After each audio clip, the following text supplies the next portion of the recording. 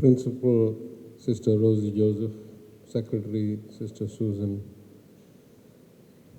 Professor Jayaranjan, Vice Chairman of the Tamil Nadu Planning Commission, Mr. Thomas Franco, long-time banker and bank employee association officer, the publisher, Thiru Nagarajan, the two professors who have translated this book, Professor Sivasankaran, Professor Pushparaj, my friend from Madurai, ladies, gentlemen, students, press, good morning. Thank you very much for inviting me to this important event, for releasing this very important book. I feel a bit like the bad type of guest who arrives late and wants to leave early, but I had already made a commitment to a different event, and I only came into Chennai yesterday. I'm leaving again to Delhi tomorrow, and so I apologize, we started a bit late. We were a bit backed up. But I want to talk about what really demonetization should serve to be in the future. It's happened in the past. But we all remember certain events in our life where the news of it was so momentous that we'll never forget it. You know, it'll remain crystal clear. What were you doing when? So, you know, in the US they talk about what were you doing when you heard that John F. Kennedy got shot. That changed the nature of society, of politics of the country.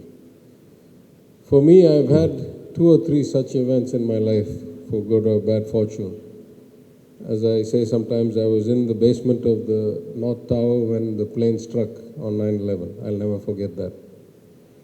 I was sitting at my desk in Mumbai when I got a call from the General Counsel's office saying that the Federal Reserve had asked Lehman to file liquidation. My hands and legs wouldn't move. I couldn't get up from my seat. Not because of the consequences or the fear or the money or anything. I had been in New York for 6 or 7 years while the whole derivative boom and the trillions of dollars of risk had been created and shared and split. And I could not for the life of me contemplate how the world banking system would continue to exist if an important counterpart like Lehman Brothers just went into liquidation one night. The system would just break down. There were hundreds of billions of notional risk written against all kinds of parties, netted according to your risk model, but that was contingent on every counterparty staying alive. If you took out one counterparty out of the system would just collapse. Luckily, I don't know, it was 15, 20, 30 minutes later, I got a call again from New York saying, actually the Fed has reached, basic IQ level. They said, don't file liquidation, file restructuring, and at the whole core, file restructuring, let the opcos continue to function. It is such a complex matter that here we are about 13 years later, the book is still not fully unwound. Can you imagine trying to do something like this overnight? So I'll never forget that. I'll never forget that I was, after having given up my career as a banker, came to India, stood for election, became an MLA. I happened to go to Singapore to take care of some of my banking affairs because I had been an expat, a PR in Singapore as a banker. And around 10:30, 11, maybe a bit later at night, I got a call. And in Singapore it's like 1 a.m. or something like that. So I was asleep already in my hotel. I can remember which hotel, the Shangri-La on Sentosa Island. And the phone kept ringing. And I thought, who's calling me this time? It was my wife, and I panicked. My wife rarely calls me when I'm traveling. And she said, oh, the Prime Minister was just on TV. He says the notes are going to go out of value tonight. And I said, what are you talking about? How can you run an economy if you take all the notes out in like 3 hours? It makes no sense whatsoever. I said, no. I said, anyway, we'll think about it tomorrow morning. And I put the phone on and turned around and went back to sleep because I thought she just misunderstood. I could not contemplate that somebody would take such a dramatic decision with such little notice in a country where all the systems are weak or broken anyway. Well, the dawn of light didn't bring any greater clarity. It just kept bringing more and more confusion. Till today, I mean, I don't want to get too much into the detail because I've written so much about it and I've been so critical. Starting with about 2 days or 4 days after this, I wrote a couple of essays and I said, even if this is a good idea, which I'm not sure it is, what about A, B, C, D, E, F, G? How are you going to resolve these bottlenecks or problems? And why haven't you done X, Y, Z? So from then, I've been a critic and I've published in many places, I've spoken many places. This is not the forum to bring that back. But I'll just mention 4 or 5 thoughts about how profoundly badly designed it was. Till today, no other country or exercise like this in the world has been undertaken or such taken decision without having the new notes printed. If you kill all the old notes, surely you should have had the new notes printed to supply before you kill them. Till today, nobody has done such a demonetization without defacing the old notes after collecting them. Either you tear them, you scratch them, you put a punch hole in them. Otherwise, the same old notes keep getting recirculated again and again because everything leaks like a sieve. You barely have enough capacity to bring the new notes down. How are you going to guarantee that the old notes are going back to the RBI in time and not getting siphoned off again on recirculation? So the really kind of damaging part about demonetization, I think, was that the government's profound lack of compassion, the inability to course correct as the data started coming back. When it became clear that there would be no hope of ever achieving any kind of black money catching, that 100% of the money was going to come back, you had failed, there was no shock effect, the system had beat you. At least they could have said, okay, let the 500 rupee note be legal tender for 3 more months, saved lives, made sure children had nutrition, that milk and vegetables and supplies actually went through. Because a 2,000 rupee note is not fungible. You can't go and buy 50 rupees worth of products on a 2,000 rupee note when 86% of the liquidity is taken out of the system. So it was such a badly designed effort. Now one could argue, independent of politics, why are we 5 years later still writing, translating, releasing books? We hear all the time about how politics and politicians have become venal and the system is corrupt and things are bad. But the reality is that we have elections every now and then. So if the politicians are bad, if the system is corrupt, then surely society is not pristine. It's not as if, very good people are electing very bad politicians. Politicians come from society. They reflect society. So if the system is bad, that includes that the social discourse is not touching the right topics, is not looking at the right issues, at least with not the right level of information or enlightenment.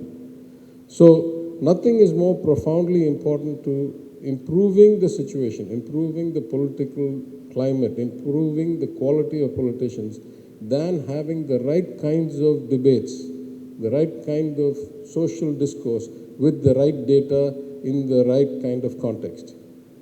This is precisely why the kind of fake news machines and the propaganda machines and the demagoguery tries to prevent that. They want to fill the space with randomness, with division, with kind of jingoism, with rabble-rousing.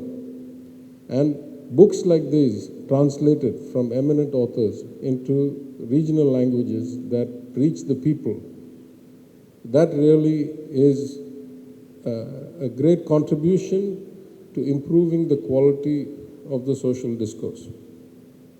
Till today, for example, I have not yet heard an explanation of which law allowed the Reserve Bank of India to say that people can only take out X amount of money from their accounts and not more.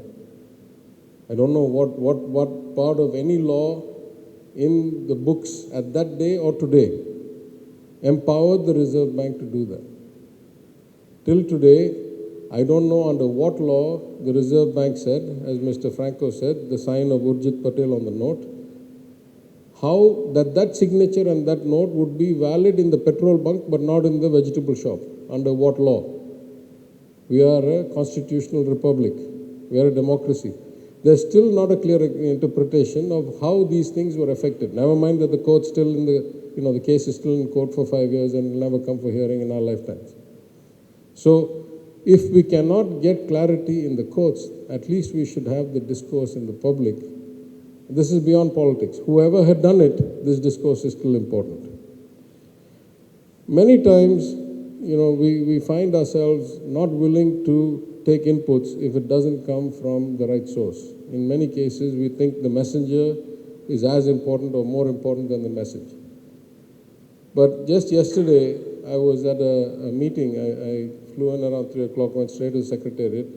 The Honorable Union Finance Minister had called a one-of-a-kind meeting, chief ministers and finance ministers of all the states, to talk about the recovery after COVID and how do we accelerate economic growth and so forth.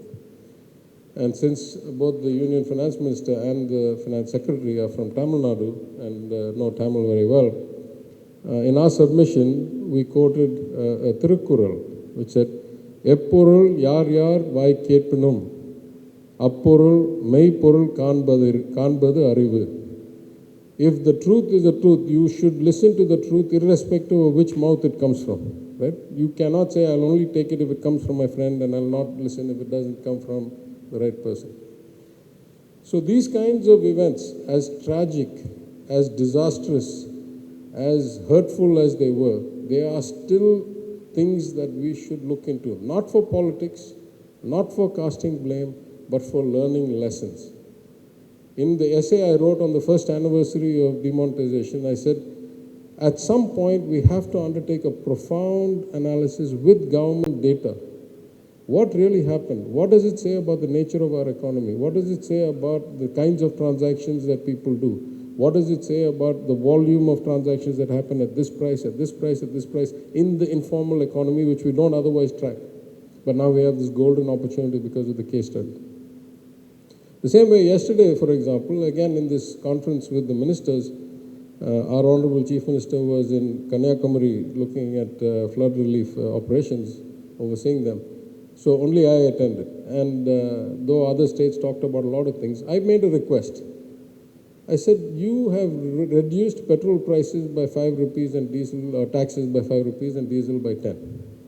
In some states, that has made our price come down whether we like it or not, because we do ad valorem taxes. Our taxes are on top of the price that includes excise. So if their excise comes down, the base on which we tax comes down. So the petrol pump also reflects our reduction, which was not voluntary, it was involuntary. No complaint.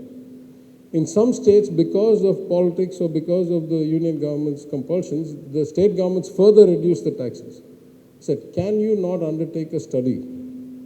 Compare what was the impact in states where there was no reduction? What was the impact in states where there was reduction?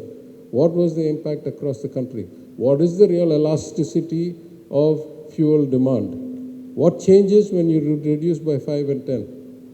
What does the second order consequence? Are you seeing greater activity because you have reduced the input costs? Are you seeing a reduction in inflation in food? This is a golden opportunity. If you make moves, allegedly for politics because of election results, it doesn't matter. You have made the move. Once you have made the move, you learn from it. Every time we do something, we keep thinking, so what can we learn from this? So if something is done to us, we still say, what can we learn from this? When the Honorable Chief Minister said, reduce the petrol price by 3 rupees, for the first time we put in systems that we can track what happens to petrol demand and consumption if we reduce the tax. The union should do this as well. People should do this all over. The more we have facts, the more we have learning. We are in an incredibly complex world. Running an administration for a government of about 8 crore people, 80 million people in the state of Tamil Nadu. If we were an independent country, we'd be about the 18th or 19th largest country in the world. Our economy is about $300 billion. Our budget is about $45 billion or $43 billion. This is a hugely complex task. It is not something that can be sloganeered or surface analyzed away. To improve the outcomes, we have to improve our understanding. We have to improve our execution skills, and we cannot improve our execution skills unless we understand what is really going on. So in that context, such books, I say, should keep coming. Why only one? This is a once in a lifetime. Hopefully we'll never make this kind of rash decision again in our lifetimes. It's a once in a lifetime systemic shock that should continue to be analyzed, ideally by the government, which has access to better data than people in the public domain.